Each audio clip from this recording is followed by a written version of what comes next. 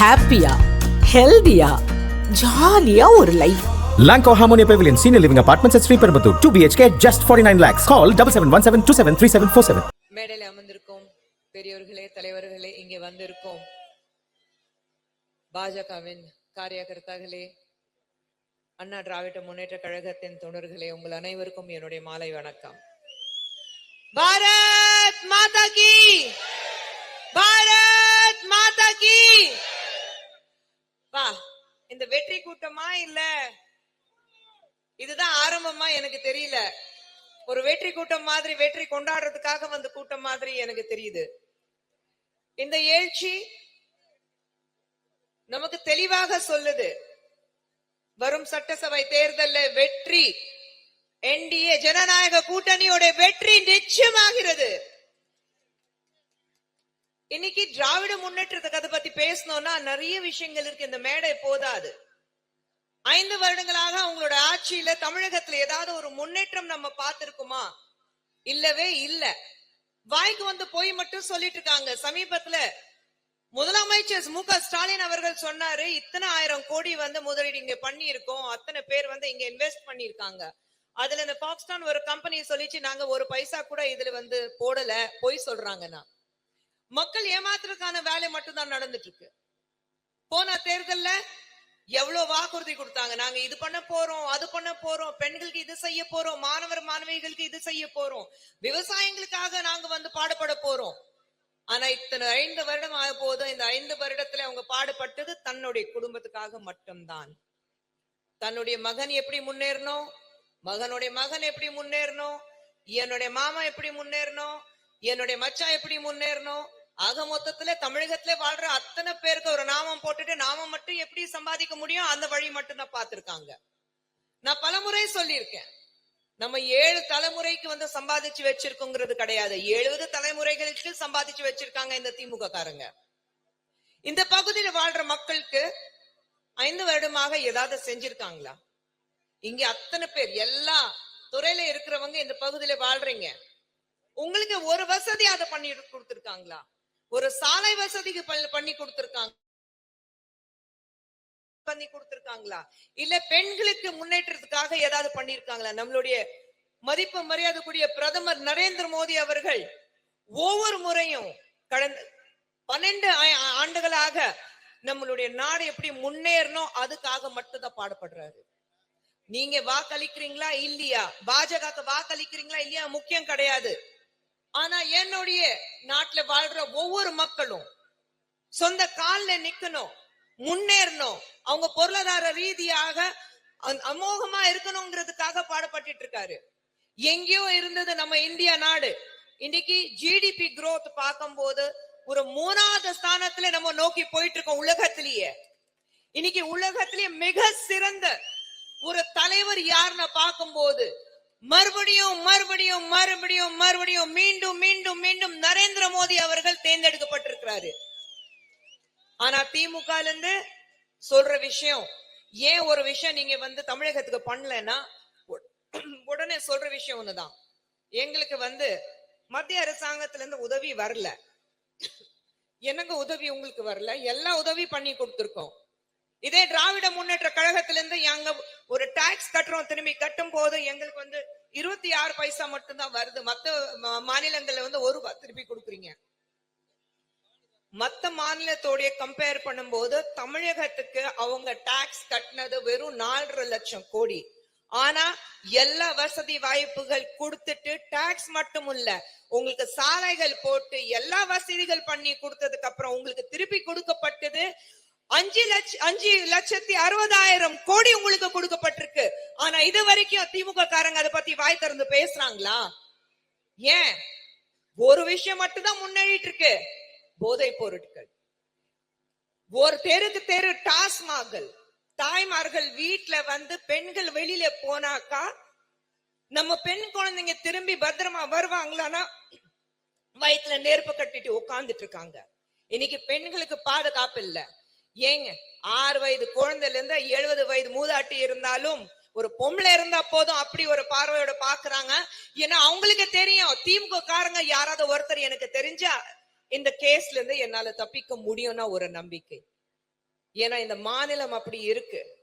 ஏன் எவ்வளவு கஷ்டப்பட்டிருக்கோம் நம்ம விவசாயிங்க. அவ்வளவு கஷ்டப்படும் போது என்ன பண்ணி கொடுத்தீங்க அவங்களுக்கு? இன்னைக்கு ஒரு நடிகனை போய் பார்த்து நீங்க இறந்து போனீங்கன்னா 40 லட்சம் உங்களுக்கு வந்து குடுக்கறாங்க. எங்க ஒரு இடத்துல நீங்க கள்ளச்சாரம் குடிச்சிட்டு செத்தா 10 லட்சம் குடுக்கறாங்க. ஆனா நம்ம விவசாயிங்க கடன் கொடுக்க முடியாம தற்கொலை பண்ணா உங்களுக்கு ஏதாவது வருதா? ஏதாவது உங்களுக்கு காசு கொடுக்கறாங்களா? தாய்மார்கள் தன்னுடைய தாலி அடமானம் வச்சுட்டு வீடு பத்திரத்தை அடமானம் வச்சுட்டு நீங்க விவசாயம் பண்ணிட்டு இருக்கீங்க. ஆனா விவசாயிங்களுக்கு ஒரு பைசா கூட நீங்க கொடுக்கல. கொடுக்கறதுக்கு மனசு இருக்கணும். ஆனா உங்களுக்கு மனசும் கிடையாது, அந்த கையும் கிடையாது. எல்லாமே வாங்கதான் தெரியும், கொடுக்கறதுக்கு மனசு இல்ல உங்களுக்கு. யார்கிட்ட இருந்து எவ்வளவு பணம் வாங்க முடியும் அது மட்டும் தான் யோசிக்கிறீங்க. ஊழலுக்கு பேர் போனது காங்கிரஸ் திமுக கூட்டணி. இன்னைக்கு மறுபடியும் திமுக காங்கிரஸ் கூட்டணி ஊழல் பண்றதுக்காக தான் அடுத்த மறுபடியும் 5 வருடத்துக்கு நாங்க திரும்பி வருவோம்னு ஆசைப்படுறாங்க. ஆனா தமிழகத்துல வாழ்ற மக்கள் தெளிவாக இருக்கிறாங்க.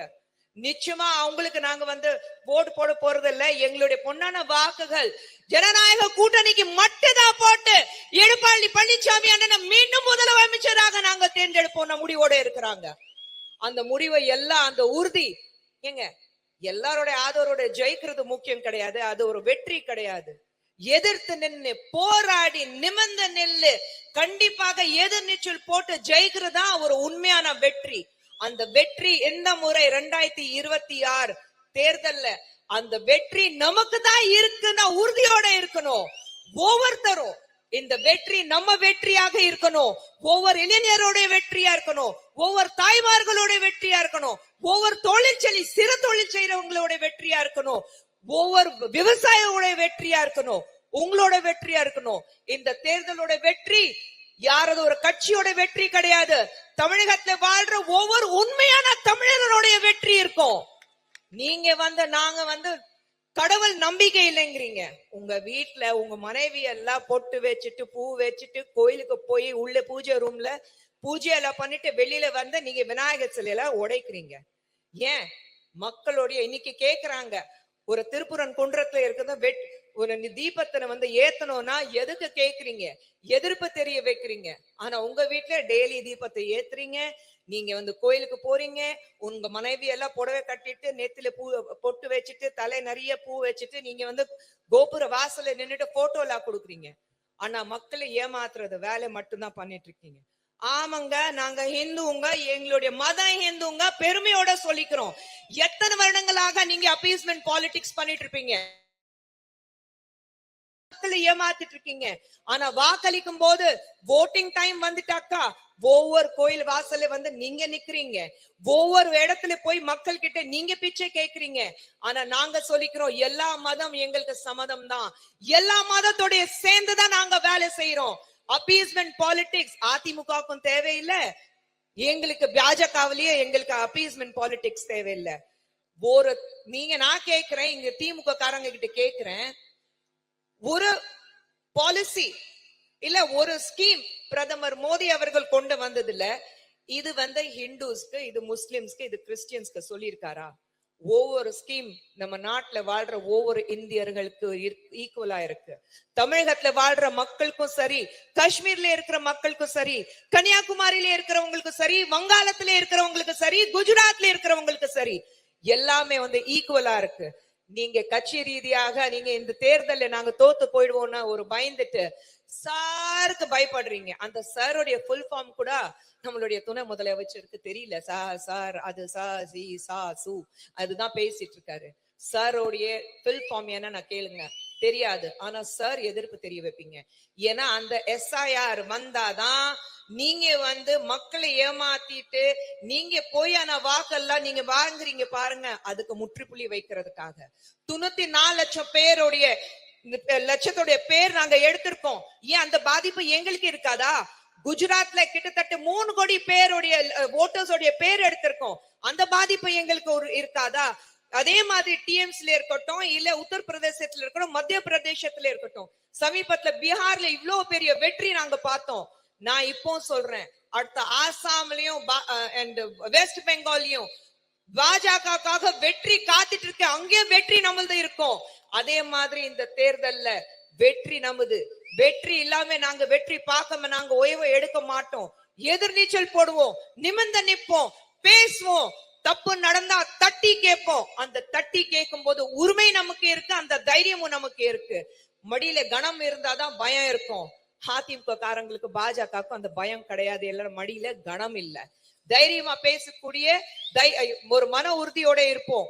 இந்த தேர்தல்ல வெற்றி நமதே. நம்மளுடைய அண்ணன் இபிஎஸ் அவர்களே முதலமைச்சராக நிச்சயமாக நாங்க வந்து அங்க செயின்ட் ஜார்ஜ் போர்ட் அனுப்பி வச்சுட்டு ஒரு வெற்றி விழா மீண்டும் இந்த இடத்துல கொண்டாடுவோம். உறுதியா இருக்கீங்களா? வெற்றி நமது தானே? வெற்றி யாருது? மறந்துடாதீங்க, இந்த தேர்தல்ல வெற்றி நமது. முதலமைச்சராக இபிஎஸ் அண்ணாவை வந்து உட்கார வைப்போம். வெற்றி கொண்டாட்டத்துக்காக மீண்டும் வருவேன். நன்றி, வணக்கம். பாரத் மாதா கி